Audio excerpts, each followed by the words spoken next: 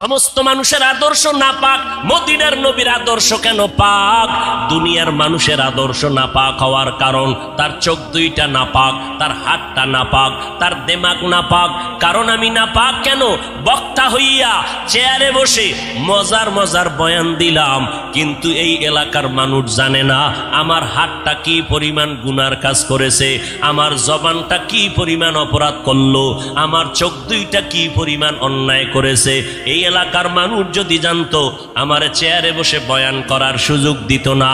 আল্লাহ কয়, বান্দা আমি তোর সম্মানটারে নষ্ট করি নাই। কারণটা কি জানো? তুই বড় আলেম এই জন্য না, তোর বডির মধ্যে আছে পয়গম্বরের আদর্শ, আর তুই মুহাম্মদের উম্মত হওয়ার কারণে তোর ইজ্জত নষ্ট করি নাই। নষ্ট তো করি নাই, আমি আল্লাহ তোরে আবার ডাক দিলাম।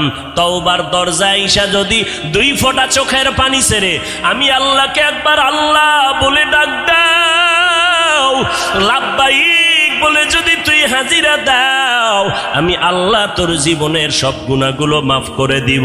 কারণ আমি চাই না আমার মায়ার নবীর উম্মতেরা জাহান্নামে যাবে।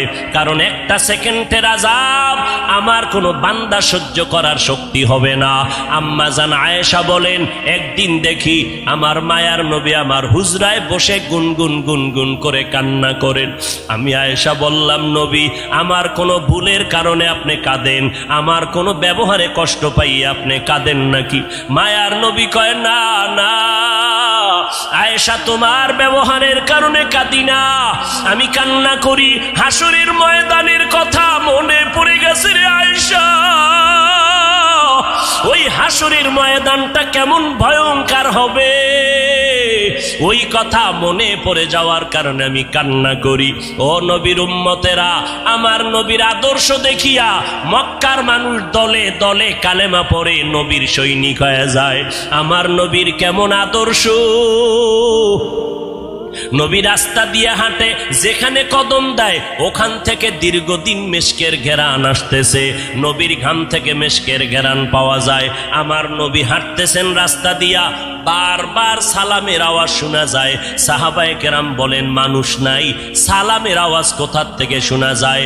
নবী বলেন, ও সাহাবায়ে কেরাম, আমি মুহাম্মদের সুসংবাদ পাইয়া জঙ্গলের হরিণ আমারে সালাম দিয়েছে, জঙ্গলের বাঘ আমারে সালাম জানিয়েছে, জঙ্গলের প্রাণীরা আমারে সালাম দেয়। আমার নবীর শরীরের মধ্যে মশা মাছি পড়া হারাম। আরবের মানুষ তাকায় দেখে, মুহাম্মদ যেদিকেই যায় একটা মেঘের খণ্ড তার মাথার উপরে। কেন? সূর্যের গরম জানো নবীর শরীরে লেগে কষ্ট না দেয়, মেঘের খণ্ড ছায়া দেয়। আমার নবীর শরীরে মশা পড়ে না, মাছি পড়ে না, নবী কষ্ট পাবেন। সেই নবী আমার এই উম্মতের আদর্শ বাস্তবায়নের জন্য পেটে পাথর বেঁধে কালেমার দাওয়াত দিলেন। আমার নবী মা হারা ইয়েতিম, বাবা হারা ইয়েতিম। নবী বলে, আমি দুনিয়াতে সে একবার আব্বা বলে ডাক দিতে পারি না। এর উম্মতেরা, 6 বছরে মা হারায় ফেললাম, 8 বছরে আমার দাদাকে হারায় ফেললাম। আমার আরবের মধ্যে কেউ নাই, চারদিকে আমার দুশ্মন। আমি কালেমার দাওয়াত নিয়ে কোথায় যাব? আমি ঘরের মধ্যে বসে কাঁদতেছি। ওই সময় আমার এক আপন, আরবের মধ্যে আর আপন আমার কেউ ছিল না। 2 জন স্বামী বিদায়ের পরে একজন নারী, 40 বছরের বিধবা নারী খাদিজা। আমি মুহাম্মদ 25 বছরে তাকে বিয়া করে নিলাম। আল্লাহর আদালতের অনুমতি নিয়ে বিয়া করে ফেললাম। ওই খাদিজা আমার কান্নার কারণ জিজ্ঞাসা করলেন, নবী কেন কান্না করেন? ও খাদিজা, কান্দি কেন? আল্লাহ আমাকে কোরআনের আলো দান করেছেন, আমি এখন কালেমার দাওয়াত দিব, আমার এই দাওয়াতকে গ্রহণ করবে। আমার ঘরে বাইরে চতুর্পার্শ্বে দুশ্মন, আমি কার কাছে দাওয়াত নিয়ে যাব? আম্মা জান খাদিজা চিৎকার দিয়া বলে, নবী কোনো পেরেশান হবেন না, এই জমিনের মধ্যে কেউ যদি আপনার কালেমার দাওয়াত না নেয়, আমি খাদিজার হাতটা ধরিয়া আপনি আমাকে প্রথম দাওয়াতটা পড়াইয়া দেন, কালেমা পড়াইয়া দেন। এই জমিনে মরিয়াও যদি যায় ইতিহাসের পাতায় থাকবে মুহাম্মদের হাতে প্রথম দাওয়াত গ্রহণকারিনী কোনো পুরুষ না, তিনি একজন মহিলা। কিয়ামতের ময়দানে মদিনার নবী বলেন, জান্নাতের 8টা দরজা যখন খুলিয়া 4 জন নারীকে ডাকবে, আসো, জান্নাতের দরজা খোলা হয়ে গেছে, আসো। 4 জন নারীকে ডাকবে, তোমাদের কোনো হিসাব নাই, তোমাদের কোনো কিতাব নাই, তোমাদের কোনো পেরেশানি নাই। জান্নাতের 8টা দরওয়াজা, সব দরজা দিয়া ডাকবে, আসো, জান্নাতের হুর তোমাদের জন্য অপেক্ষা করতেছে, জান্নাতের বিছানা তোমাদের জন্য রেডি। কেন তুই সূর্যের গরম যেন না লাগে? কারণ সূর্যের গরম লাগলে মাথার মগজগুলো টাস টাস করে ফেটে যাবে, একটা সেকেন্ডের আযাব সইতে পারবা না। আসো, কোনো হিসাব নাই, জান্নাতের 8টা দরজা খোলা, কোন দরজা দিয়ে ঢুকবা, আসো। ও এলাকার মা বোনেরা, 4 জন নারীকে জান্নাতের 8টা দরজা ডাকবে, এর মধ্যে একজন নারী হবেন আমার নবীর কলিজার বিবি। 2 জন স্বামী বিদায়ের পরে বিধবা 40 বছরের নারী খাদিজা রাদিয়াল্লাহু তাআলা আনহা। ওই খাদিজা ডাক দিয়া কয়, ও নবী, আপনার হাতের কালেমার মুসলমান আমি একজন হয়ে গেলাম। নবী এবার কান্না বন্ধ করে বের হয়ে গেলেন। আর আমার দুঃখ নাই, আমার খুঁটি যখন মজবুত হয়ে গেল, আমার ঘরের চৌকাঠ যখন মজবুত হয়ে গেল, এখন আমি দাওয়াতে নেমে গেলাম। মায়ার নবী দৌড়াইয়া মানুষের দ্বারে দ্বারে গিয়া গোপনে গোপনে দাওয়াত দেয়। হাঁটতে হাঁটতে হাঁটতে হাঁটতে আমার নবী পাথরওয়ালা জমিন পারাইয়া তায়েফের ময়দানের কিনারায় দাঁড়ায় কয়, তোরা আমারে চিনোনি, আমি মক্কার মুহাম্মদ, আমি এক আল্লাহর দাওয়াত দিয়ে আসছি, গ্রহণ করো। এই আসমানের মালিক আমার আল্লাহ, এই জমিনের মালিক আমার আল্লাহ, ওই একটা আল্লাহ, আর কোনো আল্লাহ নাই।